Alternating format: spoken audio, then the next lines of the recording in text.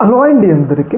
రీసెంట్గా తెలంగాణ ప్రభుత్వం ఒక కీలకమైన నిర్ణయమే తీసుకోవడం జరిగింది. ఆ నిర్ణయం ఏంటి అంటే, హైదరాబాద్లో అమెరికా కాన్సులేట్ ఉండే ప్రదేశానికి డొనాల్డ్ ట్రంప్ ఎవెన్యూ అని చెప్పేసి నామకరణం చేయడమే జరిగింది. అంటే ఆ కాన్సులేట్ ఎక్కడ ఉంటుందో ఆ రోడ్డుకి డొనాల్డ్ ట్రంప్ రోడ్డు అని చెప్పేసి నామకరణం చేయడమే జరిగింది. అంటే ఆ పేరు పెట్టడమే జరిగింది. అయితే ఈ పేరు పెట్టడం మీద తెలంగాణ వ్యాప్తంగా, దేశవ్యాప్తంగా కూడా సోషల్ మీడియాలో తీవ్ర స్థాయిలో వ్యతిరేకత వ్యక్తమవుతుందన్నమాట. ఎందుకు అంటే, మనందరికీ తెలుసు, డొనాల్డ్ ట్రంప్ రెండోసారి అధికారంలోకి వచ్చిన తర్వాత అందరూ ఏమనుకున్నారంటే, మన భారతదేశానికి ఏదో మంచి చేస్తారని చెప్పేసి most of the Indians Donald Trump గెలవాలి అని చెప్పేసి అనుకున్నారు. కాకపోతే డొనాల్డ్ ట్రంప్ గెలిచిన తర్వాత మన భారత అనుకూల నిర్ణయాలకి కాకుండా వ్యతిరేక నిర్ణయాలు మనం చూసుకున్నట్లయితే, మన భారతదేశం మీద 50% టారిఫ్లు వేయటం, అలాగే మనం చూసుకున్నట్లయితే ఆపరేషన్ సింధూర్లో మనం పాకిస్తాన్ మీద పైచేయి సాధించిన సమయంలో మన మీద ఒత్తిడి తీసుకొచ్చి యుద్ధాన్ని ఆపించడం,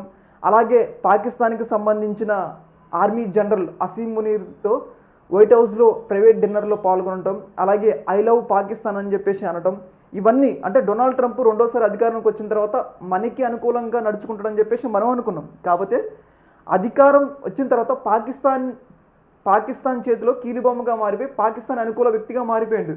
పైగా మన భారతీయుల్ని, అంటే వాళ్ళ అక్రమంగా మన అమెరికాకి వెళ్ళిన మన భారతీయులు ఉంటారు కదా, వాళ్ళని బేడీలు వేసి, అంటే ఒక్కొక్కరిని విమానాల్లో బేడీలు వేసి మన దేశానికి అన్యాయం అంటే తీసుకురావడం తప్పులేదు. కాకపోతే వాళ్ళని ఒక ఖైదీల్లాగా మన భారతదేశాన్ని అవమానించే విధంగా వాళ్ళకి బేడీలు వేసి, ఇవన్నీ అంటే అధికారంలోకి వచ్చిన తర్వాత మన ఒక్కటి కూడా మన భారత అనుకూల నిర్ణయం లేదు, అన్నీ కూడా భారత వ్యతిరేక నిర్ణయాలే. అయితే అలాంటి వ్యక్తికి అసలు పేరు పెట్టాలి, అలాంటి వ్యక్తి పేరు హైదరాబాద్లో ఒక రోడ్డుకి పెట్టాలి అని చెప్పేసి ఎలా అనిపించింది అని చెప్పేసి తీవ్ర స్థాయిలో విమర్శలు అయితే వ్యక్తమవుతున్నాయి. ఇంకొక అంశం ఏంటి అంటే, డొనాల్డ్ ట్రంప్ ఇప్పుడు అమెరికా ప్రెసిడెంట్గా ఉన్నాడు. కాబట్టి కొన్నాళ్ళ తర్వాత, ఇంకొక 3 సంవత్సరాల తర్వాత ఇంకొక వ్యక్తి వస్తాడు. మరి అప్పుడు పేరు మార్చలేరు కదా. ఒకవేళ మీరు అమెరికాకి ఏమైనా గౌరవం ఇవ్వాలనుకుంటే, అమెరికాలో గొప్ప వ్యక్తులు చాలామంది ఉన్నారు. డొనాల్డ్ ట్రంప్ తప్పితే ఇంకా చాలామంది గొప్ప వ్యక్తులు ఉన్నారు.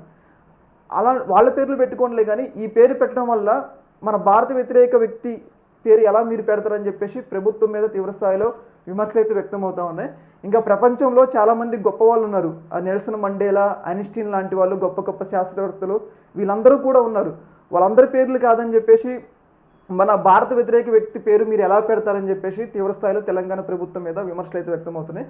మరి దీని మీద మీ యొక్క అభిప్రాయాన్ని కామెంట్ సెక్షన్లో తెలియజేయండి. అంటే మీరు డొనాల్డ్ ట్రంప్ పేరుని అంగీకరిస్తారా లేకపోతే వ్యతిరేకిస్తారని చెప్పేసి కామెంట్ సెక్షన్లో తెలియజేయండి. ఏదేమైనా కానీ ఈ నిర్ణయం మీద అయితే తీవ్ర స్థాయిలో వ్యతిరేకత వ్యక్తమవుతుందన్నమాట. ఎందుకంటే మన అనుకూల వ్యక్తి, ఇప్పుడు రష్యా అధ్యక్షుడు మనకి ఎంతో సహాయం చేసిండు, ఎనర్జీ ఆయిల్ రిసోర్సెస్ ఇచ్చి, అలాగే బ్రహ్మోస్ క్షిపణులు, S-400లు ఇవన్నీ ఇచ్చి మనకి సహాయం చేసిండు.